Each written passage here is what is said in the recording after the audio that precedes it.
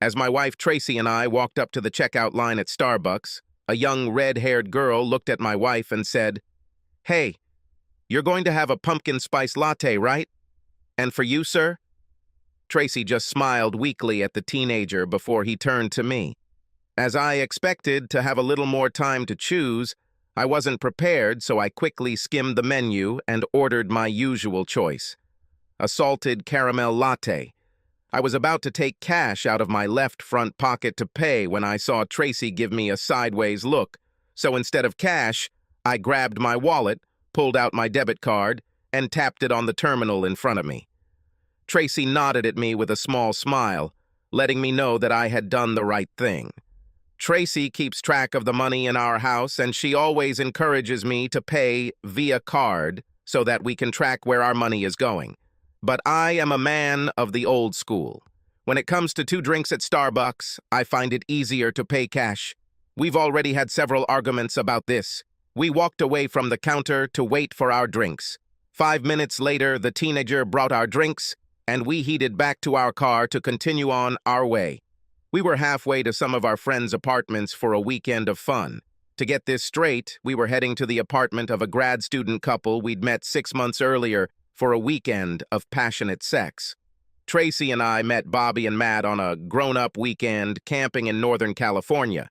Tracy gave me this day off for our anniversary, and Bobby and Matt ended up in the cabin next door to ours. Guys booked weekends to meet beautiful women, and they definitely found one in my wife. Tracy and I have been married for 18 years and have 2 children. But before we started our family, we participated in open meetings and partner exchanges. Although we hadn't done anything like this in a while, Tracy made it clear that she was up for just about anything that weekend. And when she saw 2 attractive guys in the next cabin, she just had to meet them. They turned out to be wonderful guys, very polite and funny. And when Tracy asked me if we could play with them, I agreed, provided that we stuck to the old rules. Nothing intimate without the other's presence, and always respectful of each other to a friend. Both guys were quite attractive and well-built. We spent an amazing day and a half with them, during which all 3 of us had sex with Tracy several times on Saturday night and Sunday morning. Tracy spent a significant amount of time on Cloud 9 during this time. When it was time for us to leave, we decided to get together with the guys in 6 months for another fun weekend, this time at their apartment. Just like in the summer, we asked Tracy's parents to watch the kids for the weekend and set off on the 2-hour drive. After an hour of driving, I decided I needed some caffeine, so when I saw a sign for Starbucks, I pulled off the highway. Tracy said she didn't really want to stop, but I chalked it up to the fact that she probably didn't want to waste a minute, thinking about the weekend ahead. But since I was driving, we stopped by. Another hour later, we reached the guy's apartment. It would have actually been a lot easier to host this weekend at our place, but after some discussion, Tracy and I decided we didn't want the neighbors to be too nosy, so we chose the guy's apartment, even though it wasn't as nice or big as ours house. Bobby had a queen bed in his room, so there were plenty of opportunities for both of us to have sex with Tracy at the same time. Since we all knew what we were going for this weekend, getting ready was quick and easy. We just needed something to wear to dinner on Friday and Saturday nights, as well as something to wear on the way there and back. The plan for the rest of the weekend was that we were going to have sex. No clothes needed, thank you. I think we were there no more than 10 minutes before Bobby and Tracy were already deep in passionate kissing on the couch, while Matt and I sat in the chairs in the room. After a few minutes, Matt apologized for his conversation with me and joined the couple on the couch. Tracy climbed onto the bed with the guys and things moved quickly. That's when I noticed it. Matt just rubbed Tracy's thigh a little, and she responded by moving exactly the way he wanted. It's something Tracy and I can do together because we've been together 18 years, but it's not what I expected people to do after about a day and a half together about 6 months ago, like they were training. No, this can't be true, I quickly told myself. The rest of the weekend was the same, except we went out to eat both nights. I never thought about it again until we saw the Starbucks sign on the way back home. Then I remembered the red-haired girl who seemed to know my wife's drink like magic, and the several times I was amazed at how in sync the guys and Tracy seemed to be during sex. Tracy was physically exhausted, as I could see, but mentally she was floating, chatting incessantly for most of the 2-hour ride. She didn't seem to notice that I was out of sorts because my thoughts were running in a million directions. I knew I had agreed to what had happened 6 months ago and then this weekend, but what appeared to be an ongoing, secret affair between Tracy and the boys was definitely not part of our agreement. It would also violate our rules of engagement, no matter the circumstances. To put it simply, one of our rules was that any entertainment always involved both of us. And if I was right, this rule had been broken several times, and done fraudulently. Damn it. Although I was obviously an overly gullible fool, it didn't take a genius to track Tracy's movements over the past few months. Shortly after we met the guys over the summer, Tracy began taking classes at a local college to see if she wanted to get a master's degree in history. 3 times she told me that she attended intensive seminars on Friday and Saturday, returning home on Sunday afternoon. And I did not even think about it because I trusted her completely. Then there was a long weekend of shopping with some work colleagues, and one weekend she attended the bachelorette party of one of her old college friends who was getting married again a few hours away. She said she thought I probably wouldn't want to go through with it, and just booked myself, and at the time I thought she was great for not making me go through with it. Could all this be a ruse? Could I really be so blind, so stupid? I left work early a few days later and started going through our accounts, looking for receipts and credit card bills. Tracy was obsessed with tracking our expenses using cards instead of cash, which made it easier for me. For every weekend in question, there were checks from the boys' town, and on each of those weekends, there was at least one purchase at Starbucks, which we stopped at on our way to the guy's apartment. No wonder the redhead seemed familiar with her. I was furious and incredibly hurt. She had everything she wanted, including guys, but she had to be greedy and disrespectful. Hell, all she had to do if she wanted more sex with Matt and Bobby was just ask me, and I probably would have agreed. But apparently the love I felt for her was much deeper than the love she felt for me. She couldn't have hurt me any more if she had just asked for a divorce instead. Despite my suspicions, I knew I needed to confirm the facts. It's not in my nature to act rashly, so I knew that I would have to wait for her next weekend to get the evidence I needed for my own peace of mind. It wasn't easy to pretend that everything was fine, but I managed to do it for the next few weeks, and even managed to have sex with her a few times during that time. We live in a no-fault state, so the financial split had to be equal, but I knew that if I could prove adultery, I would get more visitation rights with my children. 3 weeks after our weekend with the boys, Tracy told me that another workshop was coming up and that she would be leaving the following Friday and Saturday and returning as usual on Sunday. I barely looked up from the newspaper I was reading when she told me, so as not to give myself away. I'm sure my growl of approval only made her more confident that she was misleading me again. On Friday, when she had to leave, I made sure that I did not deviate 1 degree from the time she cheated last time. I always left for work about an hour before she did, and then she and the kids waited for their school bus to arrive before heading to her workshop. The kids were old enough to be left alone after school until I got home around 6. I gave Tracy a quick peck on the lips as I left, but nearly ruined it when my emotions took over, and I gave each of the kids a very heartfelt hug. As soon as I walked out the door, tears rolled down my cheeks. I thought that the next time I saw my children, I would have to tell them that their mother was a traitor and destroyed our family. I truly regretted this part of the plan. I beat Tracy by about an hour as I headed to the boys' apartment. I parked in the back of the apartment complex parking lot, knowing that Tracy wouldn't be looking for me anyway. I set an alarm on my cell phone to wake me up in an hour, and took a nap in the car.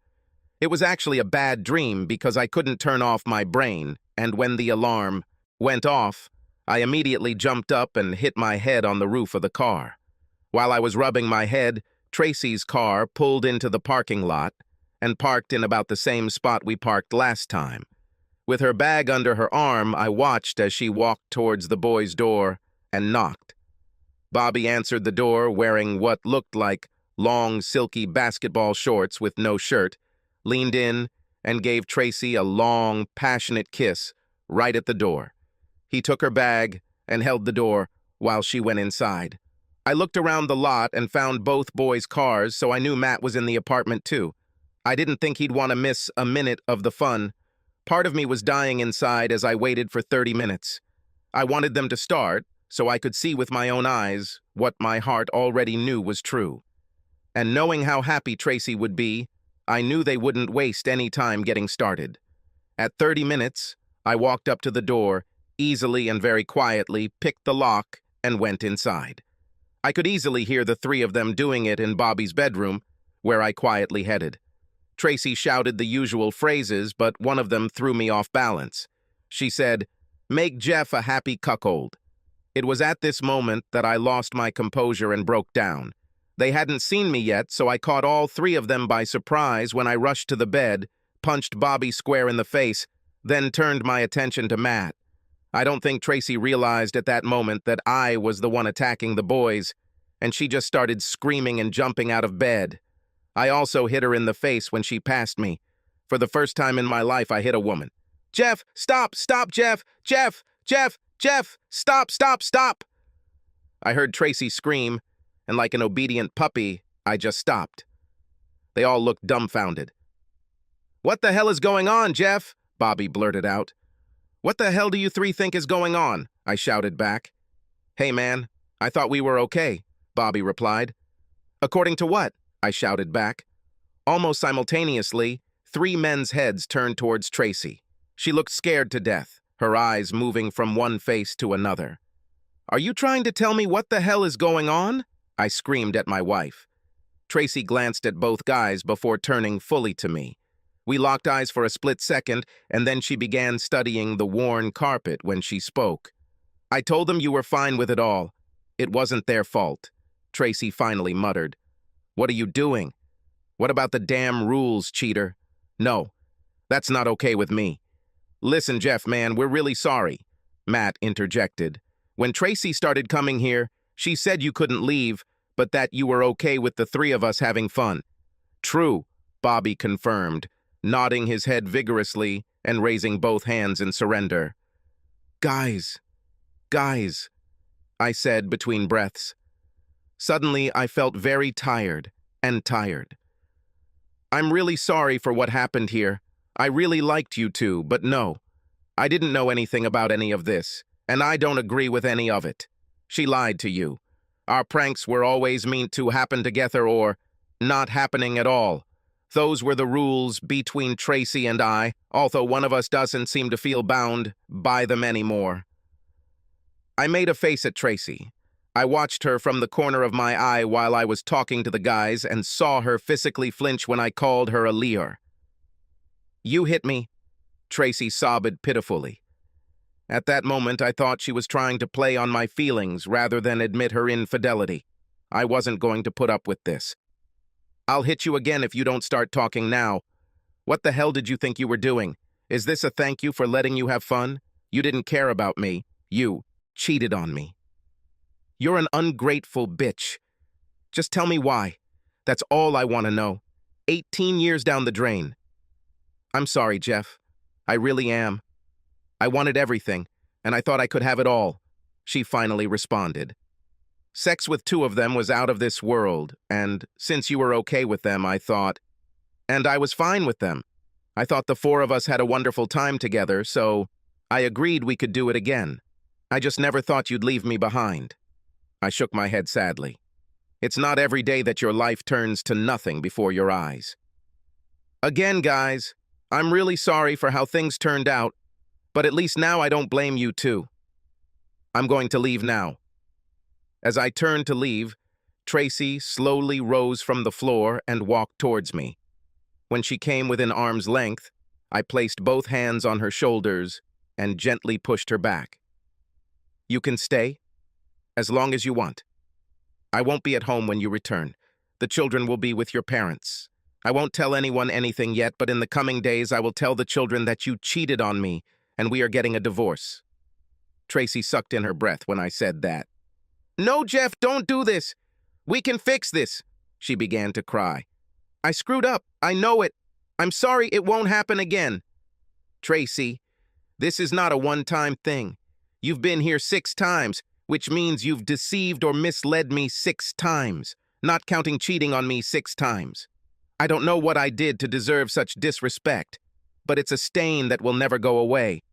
And I'll always watch you like a hawk, just waiting for the next time you think you can move on from cheating. I don't want to live like this. The guys sat there, not making a sound during this exchange, which was probably the best they could do under the circumstances. They were deceived, just like me. I was sure that they were not going to cover Tracy's ass in front of me. 2 hours later, I entered my house, but it was like entering someone else's house. He no longer seemed hospitable or friendly. I headed straight to the liquor cabinet, grabbed a Cabo Wabo silver, threw a few ice cubes into a tall glass and filled it to the brim with tequila. It had been a damn long day, and it was only the middle of the day. You can imagine how absolutely shocked I was when Tracy walked through the door about an hour after me. I honestly thought she would stay the whole weekend and have sex with guys, since I made it clear that she wasn't welcome at home. But here she was, bruised on her cheek and all, heading towards my family room. I just stared at her from my rocking chair, waiting to see if she would start yelling at me or be coy. Jeff, it was just sex with a couple of friends we've both been with before, she said as she sat down on the couch. Yes, I made a big error in judgment when I went behind your back, but haven't you ever made a big error in judgment? Here it is. A move with a major error in judgment. I hope I wasn't smiling when she said that. Yes, Tracy, I made some big errors in judgment, especially the one when I said we could go out with guys. Apparently, you took that as permission to go out with them as much as you want and forget about any respect for me. To your husband of 18 years. Looks like it's written on my forehead, I'm a fool, cheat on me. No, I'm not kicking you to the curb, Jeff, she replied. I love you with all my heart. You know that the thing with guys was just about sex. I got carried away. It was the best sex of my life, and I guess I just wanted more, but it definitely wasn't about love. And your decision to cheat on me with 2 guys behind my back wasn't about love either. My glass was empty, so I got up, went to the kitchen and filled it to the brim with ice and tequila. Yes, I'm smart enough to know that drinking alcohol won't solve my problem. But I didn't have any plans until Monday, when I found a lawyer and started the divorce process. Tracy just stood behind me in the kitchen, quietly sobbing. I resisted the urge to turn around and hug her and make her pain go away, as I had done so many times in the past. You should probably pack a few things for yourself and go stay with your parents for a couple of days. I sure as hell don't want you here. I'll pack my things and find a place to stay, and you and the girls can come back on Monday. I will. I'll call you when I'm ready to come and talk to the girls face to face next week. I'll text them tomorrow when I'm sober. Now go. That was the last time I spoke to Tracy alone as husband and wife.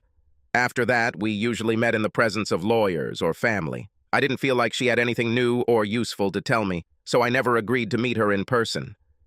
The children took the news quite calmly, considering the circumstances.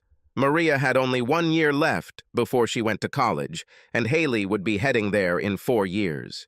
We agreed that Tracy would live in the house with the girls until they both graduated from college, after which we would sell the house and split the profits. We split almost all financial matters equally, but with me still being responsible for half the mortgage and my own apartment. Things were tight. Luckily, I still remembered how to live the frugal bachelor lifestyle, even if I didn't quite remember the bachelor games. I saw the kids often enough that our relationship remained strong until they both left for college.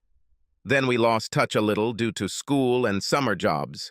I think they both felt a little sorry for me, being so isolated from my old life. They didn't talk about Tracy too much when we were dating because they knew I didn't want to waste our limited time together bringing up painful memories. I tried to make sure we spent our time together creating new memories. I learned from them and my former fathers-in-law and mother-in-law that Tracy continued to see the guys about once a month for the next couple of years. Tracy always told the girls it was a business trip, but they weren't stupid kids and figured it out easily. I know that they also resented her for lying, although we never directly talked about it. Tracy and I only saw each other at kids-related events, like graduations. I still met her parents for lunch sometimes. They too avoided talking to me about Tracy, although in their case, I think it was more out of shame than anything else. About a month after the girls left for college, about 5 years later, a familiar face showed up at my gym one Friday night. When Bobby saw me, he immediately walked towards me and we shook hands like old friends. He seemed to think that since he and Matt weren't to blame for Tracy's cheating, everything was fine between him and me. And he was right. I never blamed the guys because Tracy lied to them about my permission. And since they continued to have sex with Tracy after I left her, I decided that it no longer had anything to do with me. And I couldn't blame them for continuing to use Tracy's body whenever they could. I would probably do the same thing to a woman like Tracy if I were them. Bobby and I went to a bar a few minutes' drive from the gym after we finished lifting weights and reconnected. He told me that Matt stopped having sex with Tracy a few months ago when he and his girlfriend got engaged and decided to be faithful to each other, and Bobby moved out of their apartment a week ago so Matt and his fiancée could take it over. "So where do you live now?" I asked, naively. I've been a little slow on this one. Remember, I was isolated. Bobby looked at me like I was a fool until he realized that I didn't know. I moved in with Tracy last week at your old house. Apparently no one told you." "I'm sorry if it's awkward, man," he said, shaking his head. "Don't worry about anything. Awkwardness is my life," I replied. "Tracy and I don't talk, and everyone else doesn't talk to me about her. It works." "Oh, man, I'm sorry to hear that you two aren't still together," he said. "I thought you were very close and would eventually get over it and get back together." "We were very close, but it seems like 18 wonderful years didn't mean as much to her as it did you guys." Bobby lowered his eyes in guilt. "Ah, damn. Come on, kid, raise your head. You two didn't do this on purpose, and it's been water under the bridge for over 4 years. You still have my number. Call me every now and then when the old lady lets you leave the house." He laughed at this and perked up. We shook hands, got up from our chairs, and headed to our homes. Bobby called. Once. We went to a baseball game and just talked about life in general. I thought he liked it, but he never called again after that. Maybe Tracy couldn't accept the fact that I didn't hold a grudge against the guy as much as I did against her. Haley moved in with me for the summer, almost immediately after college ended. She said it was too strange for her to live at home with Tracy and Bobby, although she thought he was a nice enough guy. Tracy called shortly after Haley moved in and told me what she thought, saying that I was undermining her authority in front of our child. I'm not sure she believed me when I said I had nothing to do with it. In fact, my apartment was too small for both of us for a long time, but we will manage somehow. The apartment was really too small for that, but I didn't care, and I told Haley that she could live with me as long as she wanted. I didn't give a damn what Tracy thought. Maria graduated from Iowa State University in May, and the entire extended family made the trip for the occasion. She had already started her first professional job, so instead of going to Tracy's home, she moved her belongings to Madison, Wisconsin, to become a staff accountant for the Jeld-Wen Window Company. This meant that Tracy and Bobby were now officially childless, so to speak. This seemed to be the beginning of the end of Tracy's relationship with Bobby, as I learned about 6 months later from Bobby himself. I was working in my office one fine average afternoon when the secretary called and said I had a visitor. When I walked up to the hall, Bobby was standing there, and he looked terrible. He had gained a few pounds and, more importantly, looked like he hadn't slept in about a week. He looked much older than his 30 years. "Can we talk somewhere, dude?" he told me, as I extended my hand in greeting. I told him we could go to the Dunkin' Donuts down the street and told Carol, our receptionist, to let our boss know that I was on break and would be back soon. I walked Bobby to my car and made the 2-minute drive to Dunkin'. We ordered drinks and brownies and sat at a table in the back. I looked into Bobby's tired eyes. "What's happened?" "You won't believe how much she misses you, man," Bobby began, without mentioning Tracy by name. "He's always talking about Jeff. About Jeff. I gotta tell you, it's hard to be in your shoes. And even the sex is different. It's still good, but there seems to be no emotion on her part. She's a complex woman, and I'm not for complex ones. She wants you, not me. Sorry, Bobby, but she gave up on me to have sex with you and Matt. This is real life, buddy. She can't have it both ways. Well, I just thought I'd give it a try, brother. You know, I respect her a lot, but I don't love her. And that's the love she's missing. But it won't come from me, so I'm moving back up north, man. She still doesn't know, so I would appreciate it if you didn't say anything. I'll tell her myself. I just won't leave her. Are you sure you don't want to give her another chance? He said, tapping his heart. Bobby, love doesn't disappear just because you stop loving someone, I replied. I guess I'll always love Tracy, but no, I'm not in love with her anymore.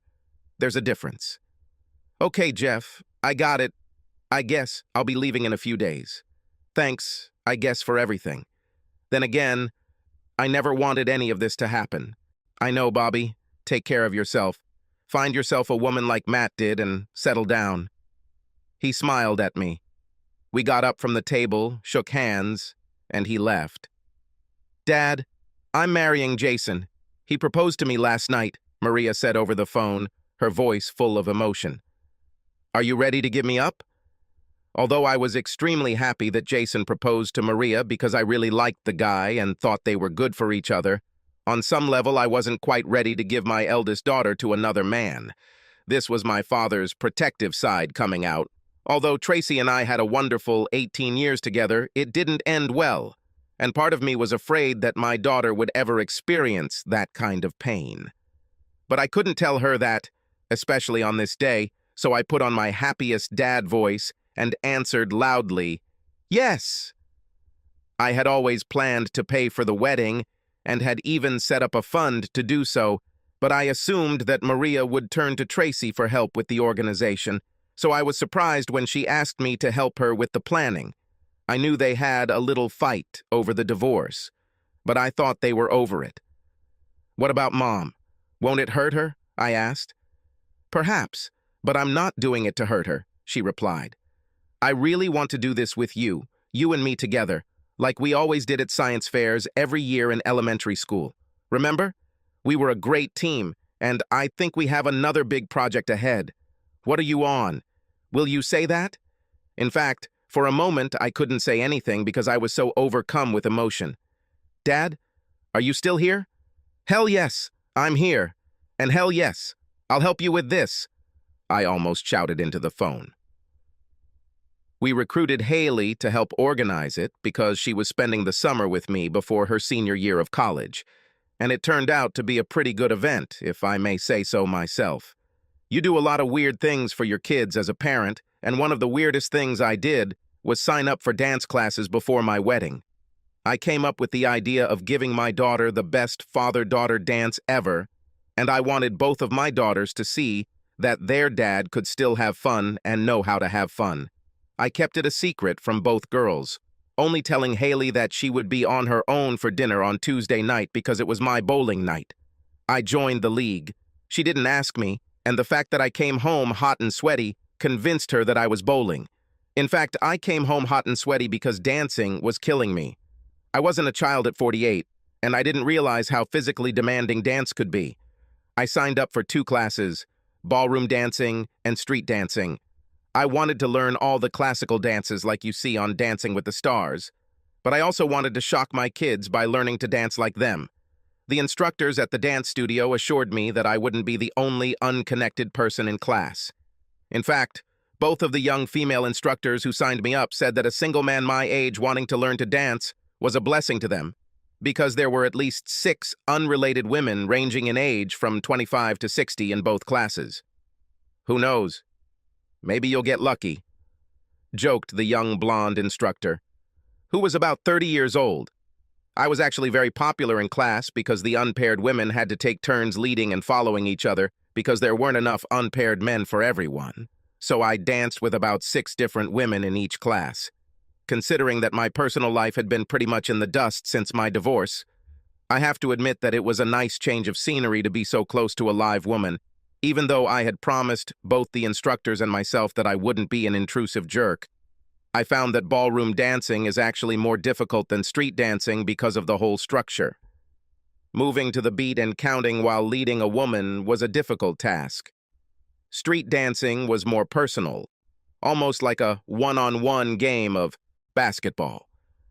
Creativity and spontaneity were encouraged once I realized what I was doing in the first place. When I was married, I sometimes wondered where single people went to meet other single people other than at a bar. I was told by friends that church was definitely not the place for it, but none of my friends ever talked about dance lessons. After the wedding, I had to tell my eldest that she helped my social life get back on track. 4 women who had been to both dance classes with me, whom I got on well with, asked me to join them at a club in town for drinks and dancing. They regularly went there on Fridays to distress and have fun, and maybe meet someone too. By then, they all knew my history and knew that while I enjoyed their company, I had no intention of trying to start a relationship with them. We felt safe with each other, and I know they enjoyed a little male company on those evenings.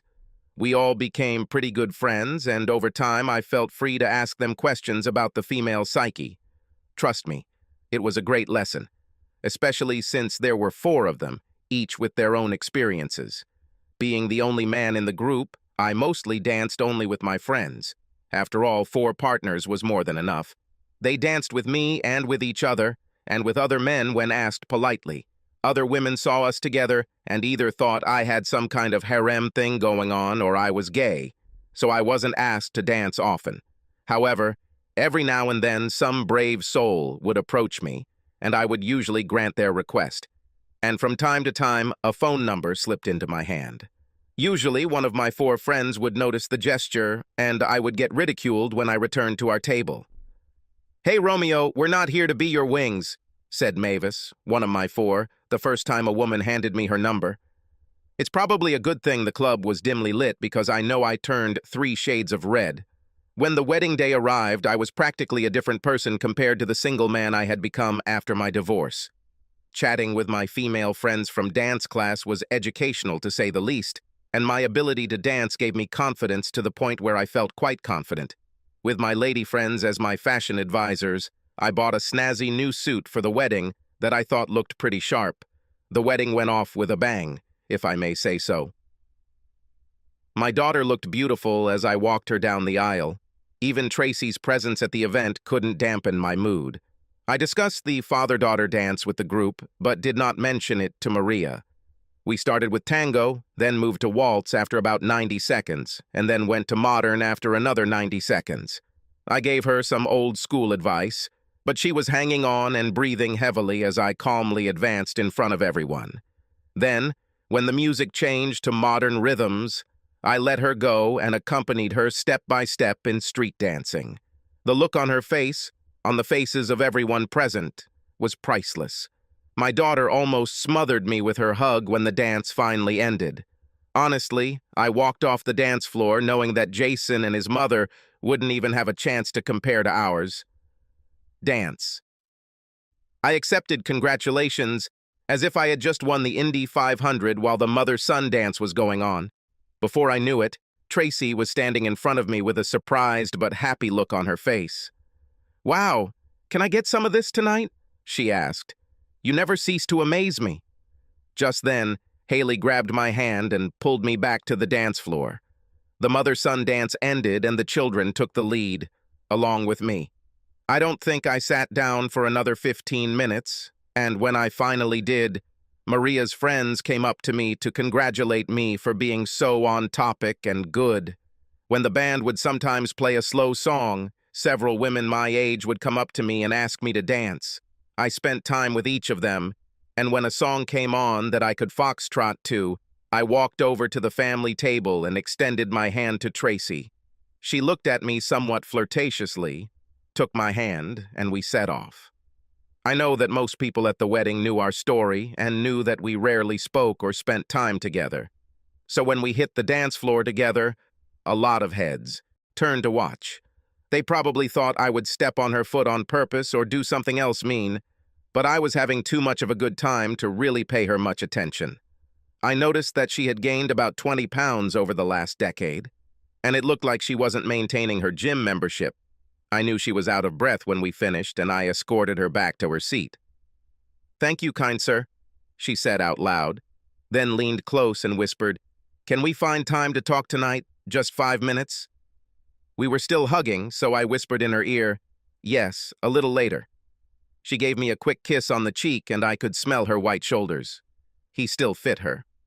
Maria came up to me a few minutes later at the table and complimented me on being polite to Tracy. "Just trying to be a good host," I said. She looked lost, so I waited until they played something simple enough that she could handle it. "Well, you're a good man, Charlie Brown," Maria said, before kissing me on the cheek and walking away. I waited until the party was over before approaching Tracy for our little chat. By then, some of the guests had already left, and some were too drunk to notice. I just wanted to keep the discussion as unobtrusive as possible at the wedding. I walked Tracy to an empty table at the back of the room. "I'm at your disposal. Tell me what you want to talk about," I said. "I want to talk about us, Jeff, about the possibility of us getting back together," Tracy said, looking me straight in the eye. I didn't move when she said that, so she probably took it as a good sign. "I made a terrible mistake 8 years ago, and you had every right to do what you did. But I really still love you, and I think with a little work on ourselves on both sides, we could consider growing old together. And if I know you as well as I think you do, you still love me too." I had to admit she was right about that last part. "Yes, I still love you," I replied. "Love doesn't just stop after you're 18. But I'll never be able to get over the fact that I wasn't enough of a man for you, and you deceived me and the guys to get what you wanted. It's a lack of respect from the person I loved most in the whole world was devastating to me. I've spent years looking back on our marriage, trying to figure out what I did wrong, what I could have done better. Obviously, I could have been a better lover, for starters, although I don't remember you ever complaining about our intimacy.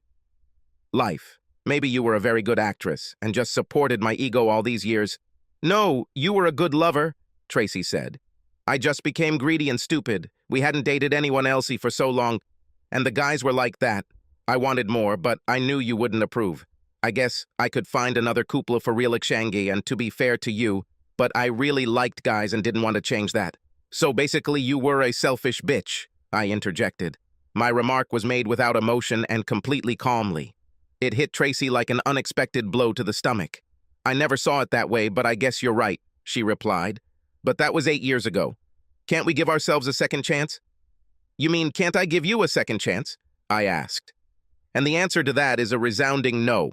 When you left me, all I had left was my self-respect. And now, 8 years later, you're asking me to give that up. There are some lines that just can't be crossed, ever. Some things, I'm sorry, just can't fix. I shook my head as if trying to clear it of the fog that had descended. I was pleased with myself for being able to rationally discuss the situation when I knew there was a time when I would have flown into a rage and possibly hurt myself more than anyone else. Tracy's eyes were downcast, focused on the floor beneath her shoes. When I looked at her again, I saw tears streaming down her face. 8 years ago, I would have hugged her and wiped away those tears. Now, I just got up and left. I walked over to the family table. Everyone was looking at me, waiting, I think, for the explosion I just talked about. I could see the concern on their faces. I grabbed Haley's hand and practically dragged my shocked 22-year-old daughter onto the dance floor, winking at Maria and Jason as I did so. "Hey, we still have 45 minutes of partying," I shouted after them. "This old man will get his money." Although I didn't remarry, I dated as much as a man in his 50s and 60s probably should be allowed to. I enjoyed where life took me. I retired at 65 and lived a comfortable, if not great, life, took some nice sorority trips, and filled the role of grandfather with enthusiasm. Haley had 2 marriages about 6 years after Maria, and each girl had 2 children. I didn't intentionally avoid Tracy, but even though we both still lived in the same city, I rarely saw her. The girls told me that she led a very quiet, lonely life, especially after her parents both died more than 15 years ago. Not only did I attend the funeral, I said both farewells, and Tracy wrapped her arms around me and absolutely cried when I finished each time. I held her tightly both times because I knew how much it hurt to lose your parents. But I made sure to stay away after that. I didn't want to send mixed signals at a vulnerable time in her life. I guess part of me still loved Tracy. I'm not sure it's possible to completely get over someone you've been married to for so long, but after all these years apart, I was rather sad about how things turned out for her. She made a bad choice and it ended really badly for her. But I don't feel guilty for doing what I had to do and then moving on with my life. Subscribe to our channel so that your second chaff doesn't cheat on you, and go ahead and listen to the next story, because this story is nothing compared to the next one. If you're under 18, don't even think about listening to the next one. Second story.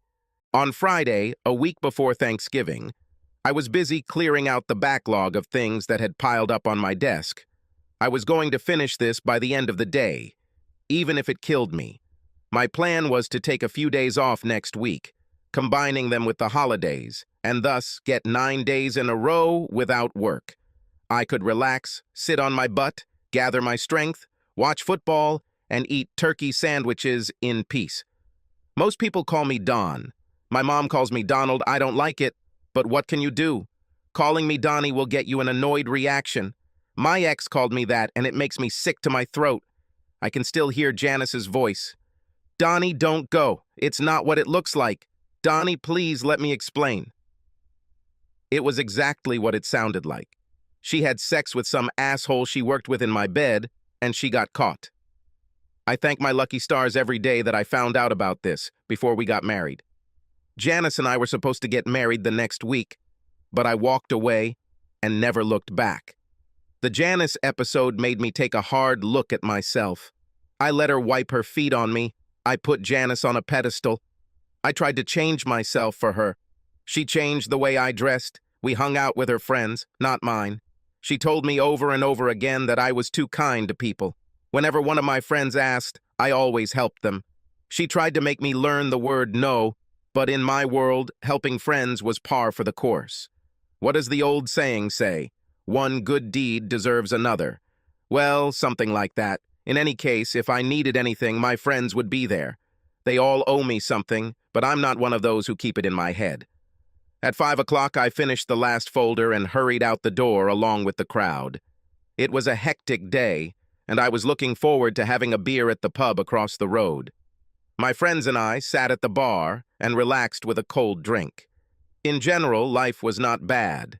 We played several games of 8 balls. In general, we talked and chatted incessantly.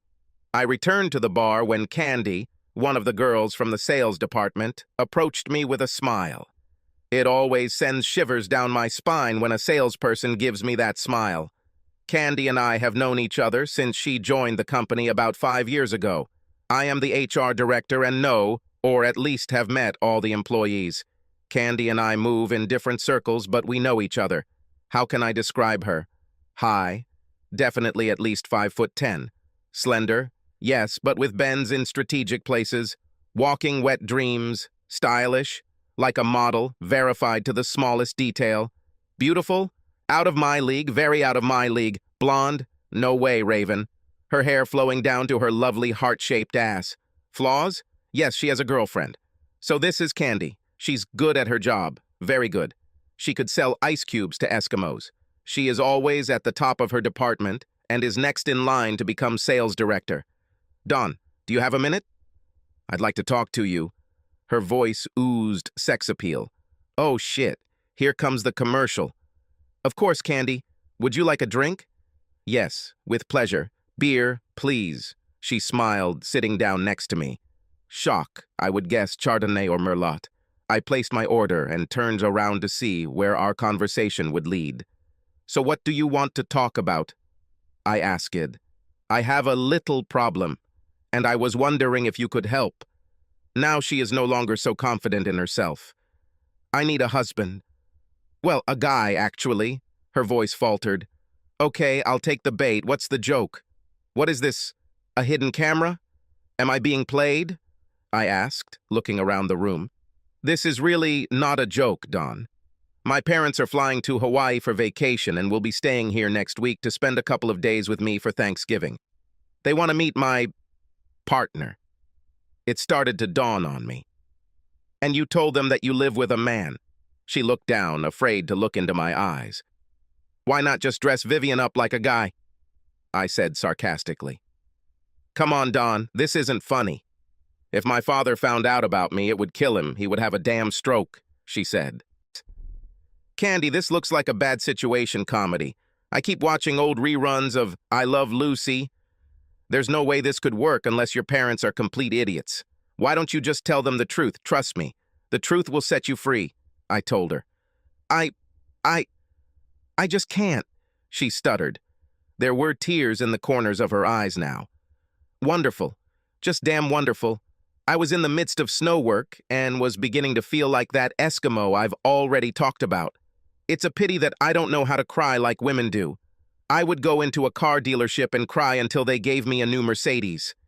If I agree, and I do mean if, you will have to do something for me. Anything, Don, anything. I will be very grateful. Now the smile was returning. I want turkey and more. Oh, and no giblets in the gravy. I hate giblets. Her face lit up like the sun. I think she expected me to ask for more, much more, maybe something very disgusting for her, like sex with a man. You won't regret it, Don, I promise, she said, kissing my forehead. I highly doubt it. I already regret it, I told myself. The next morning I was trying to sleep, suffering from a hangover. I don't usually get drunk, but after Candy left, well, you get the idea. It dawned on me what a mess I had gotten myself into. I heard the bells ringing. Lord, make it stop. Damn, I sat down. It was the doorbell. Who the hell could ruin my day at a time like this? It was only midday. Candy? What the hell are you doing here? Candy stood on the threshold with 4 large suitcases. Are you going to invite me in? She asked. I stood there in my underpants, closing my eyes, trying to figure out what the hell was going on. It was too difficult, but oh well. I left the door open and walked back to the bedroom, scratching my butt as I went. Don, I don't want to bother you. Where are the cleaning supplies? Candy whispered. On the kitchen sink, I grumbled. 15 minutes later. Don, do you have a broom? The door to the storage room. 5 minutes later. Scoop, entertainment center. 2 minutes. Disinfectant. Wall cabinet, behind Rembrandt. It was obvious that there would be no peace. I crawled into the bathroom, rummaged through old prescription bottles, and found an old Vicodin the dentist had given me for pain. I took 2 tablets. 15 minutes later, I was mowing the lawn. My iPod was playing at full volume, and I was smiling almost from ear to ear. I laughed to myself about working in the yard in November. So much for Southern California. I'm sure we'll have another green Christmas. Bad things were coming, really bad things. I assumed that Candy had arrived early to get Mommy's things in order for her parents' arrival. I'm not a slob, but a bachelor just doesn't clean up like a woman. I also assumed that Candy had already moved in with me. Judging by the size and number of suitcases she brought with her, she planned to stay here all week. Candy was a very busy girl. The house looked like someone else lived in it. By that time, I had already gotten over my hangover. I went into the kitchen to get a bottle of water. Candy was bent at the waist, cleaning the refrigerator. Her perfect ass in her short shorts was almost more than I could handle at that moment. Lord, what did I do to deserve this? A cold shower was what I needed right now. I needed to take my mind off Candy. Without taking water, I headed to my bedroom. Damn, I was invaded. All her things were in my room. We'll talk about this after the shower. I had a problem that I needed to get rid of first. Before I had time to soap myself, I heard her. Don, I'm going to run to the store. Do you need anything while I'm gone? She asked. No, I don't think so, is what I actually said. Don, do you mind if I buy new curtains for the kitchen? I don't want to say it, but the ones you have now are just terrible, she asked. She asked, and that was the main thing she asked. Janice would just do it and not even think about my feelings. Yes, go ahead. I don't mind. Oh, Dawn, by the way, you have a cute ass, she giggled. Not as pretty as yours, I thought to myself. When she returned from the store, her face was red, as if she had been crying. Damn, can she really read minds too? What's happened? Did I do something? I asked with genuine concern. No, Dawn, it doesn't matter. You didn't do anything, she replied. Are you sure? I took a closer look to see if it was my fault. It's Vivian, she stammered, before breaking down and bursting into tears and sobs. Should I run away? Try to console her? I didn't know what to do. It was none of my business, but we were friends. Well, sort of. I did what a good husband should and pulled her into my arms. I stroked her hair. I held her until the moment passed. She looked up at me. I returned to my apartment, and Vivian was already in bed with another woman. Damn her. I mean, there was never anything serious between us, but... And then the tears started again. That evening, the house was quite quiet. Candy's bad experience brought a lot of bad feelings towards Janice to the surface. I tried to keep Candy's spirits up, but it's not easy when you feel like crap yourself. That evening, I went to bed early, but not because I was tired. This terrible feeling of loneliness bothered me. Lying in the dark, I really understood how Candy was feeling. Dawn, are you awake? Yes, come in, I said. I know I've already asked you a lot, but since most of my things are already here, is it okay if I stay until I find an apartment? At least for a few days, she asked. I didn't answer. There was no need. I extended my hand to her and she took it. Pulling her towards me, I hugged her. I had no words. Eventually, I felt her fall asleep in my arms. It was very difficult to sleep when this wonderful creature was nearby. Her soft skin and wonderful smell filled my head with lewd and very vivid thoughts. I remember thinking it would be nice to die like that, with Candy in my arms. Candy woke me up early, I'd say around 6. She handed me a hot mug of coffee and sat down on the bed. I'd like to say thank you for last night, Dawn. I needed this more than I can explain, she said softly and sincerely. I'll be there for you any time, Candy, I said. You're already doing this. You got up quite early. Are you going somewhere? I asked, noticing that she was putting on a jacket. Yes, I decided to take the remaining things. I want to end this. Give me 5 minutes, I'll just brush my teeth, I told her. Candy was surprised, but did not refuse my offer to help. I wanted to be there for moral support if anything went wrong with Vivian. On the way, she was silent, and I felt some bitterness in her, but not towards me. I suspected she was preparing for a confrontation. Luckily, when we arrived, Vivian was already gone. Packing went smoothly, and we were ready to leave in less than an hour. Vivian showed up as the last box was loaded into my old pickup truck. So that's it. Were you going to sneak away without saying a word? Vivian said. What else remains to be said? You made your choice, now have a happy life, Candy said, standing next to me. She crawled under my arm and put her hand on my stomach. It was a very seductive gesture. Come on, Dawn. I see you didn't waste any time looking for a replacement. I bet he's not as good as me. How do you like sex with a smelly, hairy man? It makes me sick just thinking about it, Vivian grumbled. Actually, it was more than I could have dreamed. The sex was much better than with you. Oh yeah, and the way he makes me feel like a woman. When I'm in his arms, it's so safe, I feel protected.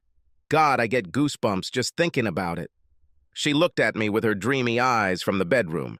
I felt like I was about to have a heart attack, but I played along with her. Vivian was apparently stunned. Her lips moved, but nothing was heard. Candy pulled my head and pressed her lips to mine. She kissed me passionately, her tongue exploring my mouth. I was afraid I was going to come when Candy broke the kiss. Viv, do yourself a favor, find a real man and try real sex. Come on, honey, let's go, Candy told me. I opened the driver's door and Candy slid in, stopping in the middle. I barely had enough room to get inside, she was sitting so close. Vivian's lips were still moving, but she didn't say a word as we drove down the street. As we turned the corner, we both started laughing. Sorry, Dawn, but the opportunity was too good to pass up. She continued to giggle. Candy, you're evil. It was priceless and worth the price of admission. I'm dying of hunger, let's eat something. Sex always makes me hungry, she laughed. By noon, we had unloaded all of Candy's things. It was one hell of a morning.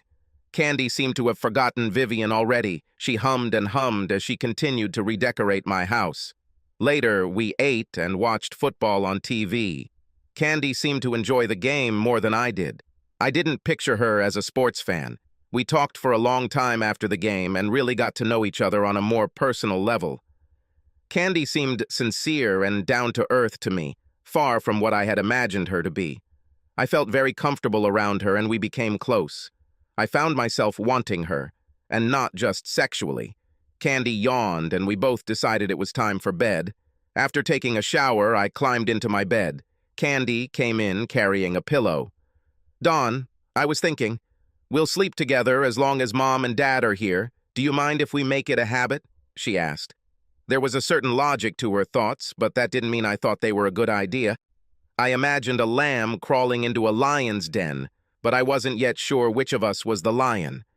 "Of course," I replied. "First, I'm going to take a hot bath, and you go to bed, I'll join you soon." She ran into the next bath. Dream. Ha, what a joke. This goddess is in my bed, and it's like I should be sleeping. To make matters worse, she didn't close the bathroom door. 5 meters from me, she was taking a bath, her naked body languishing in hot water. I heard her humming in her soft voice as she soaked in the huge bathtub. Torture. That's what it was. I rolled over on my back and tried to sleep. It didn't work. It couldn't have been worse. Or could it? Yes, when I felt her sit down on the bed next to me, it definitely got worse. I was on fire. All I had to do was reach out to her. I could already feel the heat emanating from her slender body. This wasn't what she wanted, or what she wanted. Maybe she was subtly offering herself to me? Damn, I was going crazy. As you might have guessed, the entire night was a slow, burning, never-ending hell. I could have done it so easily, but I didn't. I wanted it so bad, but I didn't do it. She trusted me implicitly, but she shouldn't have. The next morning, Candy told me she had never slept so well. I didn't bother to tell her that I slept like an insomniac in the church bell tower. I wasn't sure I could handle 5 more days like this. The lack of sleep was eating away at me, and it was becoming increasingly difficult to be around Candy. That day, I did something I swore I would never do in a million years. I cleaned out my garage. It was hard, dirty work, but it was something I could do without straining my brain, and I had damn few of them left. A sleepless night spent longing for Candy put doubts in my head about her feelings for me. How could she be interested in such a non-entity like me? I spent the entire day cleaning and rearranging. When I returned to the house in the evening, I was like a zombie. The house smelled wonderful. Candy must be cooking in the kitchen. I immediately went to the bedroom. A shower was clearly necessary. Hot shower, and then I planned to jump into bed. If I'm lucky, I'll be asleep before Candy realizes I'm in the house. My sorry ass dragged behind me as I undressed in the dressing room. Without thinking, I went to the bathroom, urinated, jumped into the shower, and almost fell asleep under the running water. As I dried myself, I thought about how wonderful it would be to get some sleep. "Dinner's in the oven," I heard Candy say. God. I realized too late that she had been in the bathroom since I entered. It was unreal. I stood there, naked, and watched. How could I not notice? I was too stunned to even try to cover myself, and why bother now? I stood there for at least 10 minutes. Candy didn't seem embarrassed at all. She didn't feel the slightest embarrassment. I tried to act calm, but only until I noticed Candy's beautiful body soaking in the bath. Another beautiful mess. Why, Lord, why? To hell. What's done is done. I didn't apologize. After all, she could have said something sooner, or at least closed the door. Candy rose from the water and left the bath. My life was becoming more and more strange by the minute. Candy took my towel and began to dry herself. "You're probably tired. You've been doing this all day. Go to bed and I'll bring you something to eat," she said. So I did. I was too exhausted to argue and didn't even bother with clothes. Candy brought 2 plates and we ate in bed. Luckily, she was wearing a robe. As she carried the empty plates into the kitchen, I thought that after 2 days of living together, we had somehow already become an old married couple. We are comfortable with each other. And there is no sex. No sex. That's what I dreamed about when I woke up. Life without sex. However, there was one problem. Candy was pressed against my back. It was still dark. The alarm clock showed 3:45. I felt that she was dressed the same way as I was, without clothes. Her hand was on me. I was drawn to Candy like no one else before her. Her sexual orientation confused me. She had to know what she was doing, right? I started to think about how stupid I was. Does she really trust me that much? Was she modest? Maybe I should have made the first move. Gathering all my willpower, I pushed all these thoughts away and fell asleep again. I woke up from her touch. When I realized what was happening, I slid out of bed. What a stupid thing to do. Maybe, but I wanted Candy to at least be awake during our first sexual encounter. I wanted there to be no mistake on either side. We both needed to know exactly what was going on. While Candy slept, I thought about how things were going. Today will be that evening. One way or another, I will make my intentions clear to her. Today was Tuesday. Her parents will arrive tomorrow. She will be busy with them, and I will be like the fourth wheel on a tricycle. If she is not interested in me, then it is better for me to know about it before they arrive. We spent almost 2 hours in the supermarket, and Candy told me that she needed to start getting ready for the Thanksgiving holiday. There were pies to bake, and she would be busy all day. I offered my help, but did not go into the kitchen. My day was spent running to the market to get things we had forgotten. Candy had worked hard in the kitchen, and when she finally sat down, she was clearly tired. I offered to massage her sore back, and she happily agreed. While my fingers were working their magic, Candy was clearly relaxing. She directed me to the stiff muscles. A little to the left. Ooh, lower. It's so nice, she cooed. I was just about to ask what else I could do to relieve her stress when the phone rang. The fucking phone. What a shitty moment. It was Candy's cell phone. If it had been mine, I wouldn't have paid attention to it. Who do you think ruined the moment? It was Candy's mom. They caught an early flight and would arrive later in the evening. Candy was excited, and we spent a couple of hours trying to sort out our stories. How long have we been together? When is the wedding? What will the children's names be? Things weren't working out for us. I felt divorce coming, and we weren't even married. We returned from the airport at 11. Everyone was talking and picking up the conversation. I tried to keep the conversation going without putting my foot in my mouth. Candy sat very close to me. We pretended to be a couple in love. The hugs and kisses drove me crazy, but I tried not to show it too much. Candy's father, Ben, interrupted the conversation sometime around 1 a.m. He said he was going to bed. I followed suit and left Candy and her mom, Cynthia, to talk a little more. I felt that this was not the right time to propose anything tonight. This feeling was confirmed when Candy climbed into bed wearing a flannel "Don't Touch Me" nightgown. Don Jr. was unimpressed and let me sleep. Wednesday morning, I found Ben opening my plasma TV and watching an old war movie from my DVD collection. Candy and Cynthia were busy in the kitchen, so I poured some coffee and went to wash the cars. Have you ever felt like something beautiful is within your reach, but when you reach out, it slips through your fingers? I couldn't figure out how I could find out how Candy felt about me when her parents were around. By the time the cars were ready, I had already worked up an appetite. Inside, I found Ben screaming at the TV screen, trying to warn John Wayne about the impending destruction of the Navy at Pearl Harbor. "For God's sake, get out of there! You're all going to die!" he shouted, as if he could change the course of history. Shrugged it off from this thought and headed to the kitchen in the hope of finding a sandwich. Candy and Cynthia were muttering something, but suddenly fell silent when they saw me. When this happens, it is very difficult to ignore the paranoia. Candy looked embarrassed, and Cynthia smiled at me. I couldn't tell if it was a genuine smile or one of those, "Look, here comes the stupid ass." Something was definitely happening, but what? Surprisingly, Candy read my thoughts and handed me a huge sandwich. Cynthia took one to Ben, leaving Candy and I alone for the first time that morning. Between bites, I asked, "Did they buy it?" Candy had a strange look that I couldn't read. "Dad has no idea about anything. He really likes you. He told me that he likes everyone who has so many John Wayne movies." she whispered. She moved closer to me, just as I took another bite.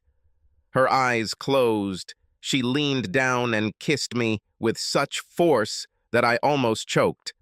I wiped the mayonnaise from the corner of her mouth as she muttered, "Thank you," and then took a big bite of my sandwich. Cynthia came into the kitchen and witnessed most of our exchange. Trying not to sound too nice, I asked, "Do you want it too?" I asked, offering her my sandwich. "Yes, with pleasure," she said, walked around the proffered sandwich and kissed me right on the lips. "Lord, Cynthia, what about Ben?" I whispered loudly. "And what happened to him? He has his own sandwich, and I highly doubt he wants to kiss you." She laughed. It began to seem to me that the whole family was a little crazy, and I was the worst of them all. Candy was about to burst out laughing, and it was pretty funny when you thought about it. The rest of the day passed without any new nonsense on my part. I had absolutely no idea how this evening would go before going to bed. I decided to just accept everything as it comes. Candy was sending mixed signals with her sleepwear. It was not a flannel nightgown, and she was not naked. The nightie was short, lace, but not too transparent. I rubbed her shoulders, and her body language told me I was on the right track. I tried not to attach too much importance to it. I would continue with the friendly massage, and then we'll see what happens next. "Do you like it?" I asked. "Very good, please don't stop," she purred. "Let me get the lotion," I told her, and went to the bathroom. When I returned, she had already taken off her nightie and was stretched out on her stomach. I warmed the lotion in my hands and gently spread it over her smooth skin. I started with the muscles in my upper back, rubbing and kneading them. Candy moaned and cooed. With my fingers, I pressed on the muscles located next to the spine. The thumbs penetrated deep into the tissue, making her moan in pleasure. I applied more lotion to my hands, continuing down to the small of her back. "Oh God, yes, right here. I'm in heaven," she whispered. My hands found a rhythm, and even with the lotion, I could feel her skin warming from the friction. I continued my attack on her lower back. Now Candy was completely relaxed. She didn't flinch when I removed her panties from her delicious ass. I refilled my hands with lotion, rubbing it firmly into the delicate skin.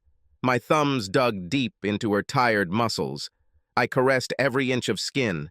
She purred like a kitten. Candy rocked her hips subtly as my hands gently probed her inner thighs. My hands moved away as I began to work the muscles of her legs. My hands massaged her feet, and her toes flexed and flexed. I kissed her big toe as I finished with the right leg and moved on to the left. She giggled and smiled. I spent the same amount of time on her other leg and moved on to her shins and knees. I started to get a little worried, wouldn't you? The pressure to get it right was enormous. I doubted my abilities as a male. If I don't stop thinking about this nonsense, I'll talk myself out of doing what I wanted most. I spent almost an hour up to this point. I heard a deep groan and a sound like a muffled scream. I looked up at Candy, and she looked back questioningly. It didn't come from her. When we heard the head of the bed hitting the wall in the guest bedroom, we immediately guessed the source of the scream. As the headboard continued to bang, Candy looked shocked. She grabbed her head with a pillow, trying to drown out the noise. "Don, stop it," she asked. "How?" I answered. "Oh God, this is so awkward," she almost cried. She sat with her knees tightly pressed to her chest. Gritting her teeth as if it were my fault, Candy seethed. "Do something, Don," and I did the only reasonable thing that came to my mind. I pulled Candy out of her fetal position and kissed her. I kissed her so hard that it took her breath away. For those few seconds, the sound of the bed was ignored. I kissed her again. This time, she kissed me back. Now she was the aggressor, and hungrily kissed my neck. This was not slow, passionate love, but greedy animal sex. Things weren't going at all how I had imagined our first time together. Our sweaty bodies stuck together. Candy cupped my face with her hands and kissed my eyelids. I wasn't doing you justice when I teased Viv the other day. "My first time with a man, it was amazing," she cooed. "Well, I had to do something to distract you from that knocking," I joked. "What knock?" she giggled, quickly changing the subject. "Darling? I'm hungry. Do you want something?" Stay where you are. I'll prepare something. I was standing at the stove making French toast when I felt hands running over my bare chest. I looked over my shoulder, expecting to see candy. It smells so good. Can I have some? Cynthia asked.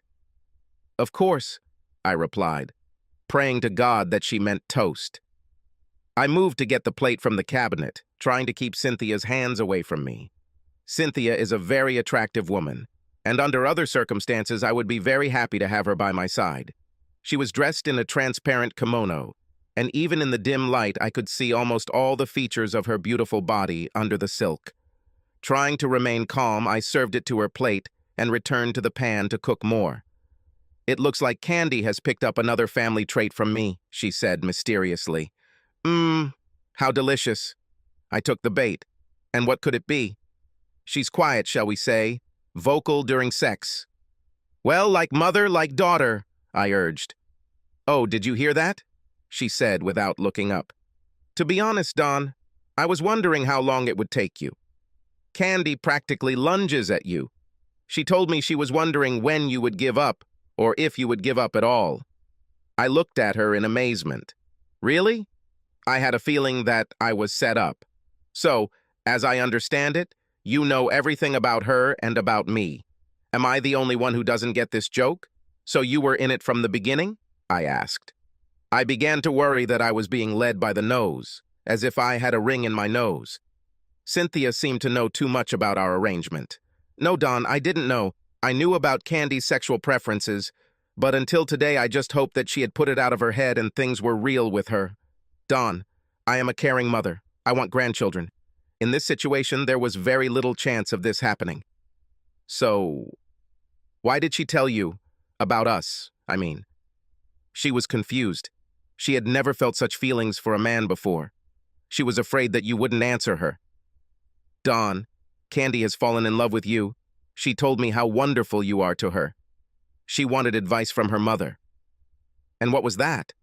That she was right about you, you're real. Don, she's my baby. I want what's best for her. By this time, my French toast was burnt. While I was hastily preparing a new portion, Cynthia finished eating. I thought about what she had done and told me. None of this made sense to me. Candy fell in love with me. Imagine that. She rushed at me, but I was too afraid of making the wrong move to react to it. Now that you realize it was all a sham, don't you think that maybe we're all rushing things? I asked. Maybe so, Don, but sometimes when the chemistry is just right, it only takes one heartbeat to know it, she replied. She came up to me and we hugged the way my mother would hug me. When I returned, Candy was a little annoyed. Who needs 45 minutes to make French toast? This toast is just perfect. No wonder it took so long to prepare. After Candy fell asleep, I stared at the ceiling, wondering if Cynthia was right. Could we really fall in love with each other in such a short time? I thought about it until I finally succumbed to sleep. Did I receive a response? On Thanksgiving morning, Candy and I took a shower together.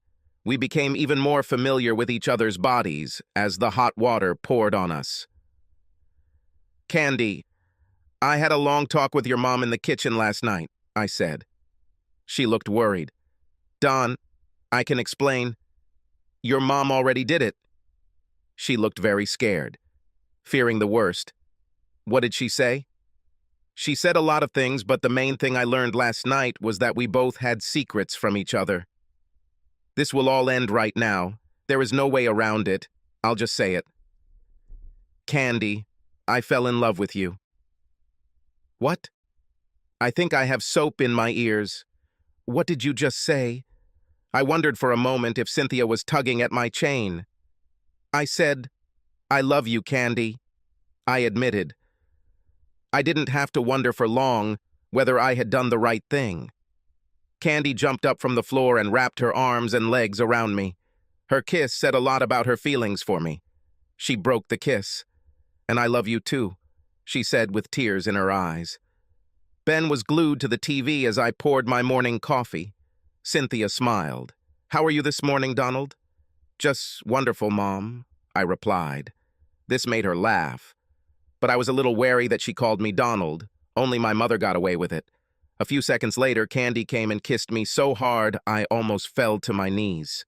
She hugged Cynthia tightly and whispered something in her ear. They both smiled. "I couldn't be happier," said Cynthia. "The bird is already in the oven. You two should find something to do for a few hours." Candy quickly got her bearings, grabbed my hand, and hurried into the bedroom. We spent the next few hours in bed watching a great football game on TV. The table was set for a magnificent feast. It would be a shame to carve a perfectly browned turkey. But no, everything looked so delicious that I could hardly wait. I chatted with the girls while enjoying our Thanksgiving dinner. Ben was busy concentrating on his food and seemed oblivious to the chatter. I think he was trying to go back and see what was going on at Fort Apache. Suddenly, unexpectedly, Candy said, "I love you, Don," she said quietly, and the look with which she looked at me melted my heart. Then, from the farthest part of left field, Ben, without looking up or looking up from his potatoes, said, "Candy, does this mean that you no longer prefer only girls?" The silence was like a sonic boom. The girls stared at him, mouths agape. "Ben!" Cynthia said in surprise. At the same time, Candy shouted, "Dad!" Without missing a beat, Ben responded, "What?" "That's a valid question," he shrugged. The prank was over and we were all on a roll. Honestly, I don't remember when I laughed so hard.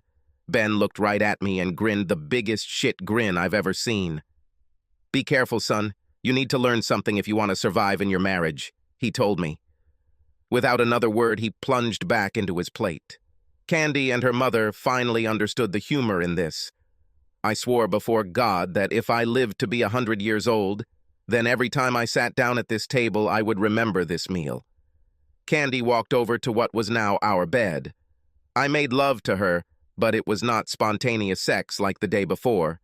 We were in no hurry. She touched parts of my soul that had never been used before. I idolized her with a passion I had never shown to anyone else. We paid almost no attention to the knocking of the head of the bed in the next room. The next morning, when the taxi arrived, we said goodbye to Ben and Cynthia. I promised Ben that I would have a fresh stack of DVDs for their Christmas visit. It's been one hell of an interesting week.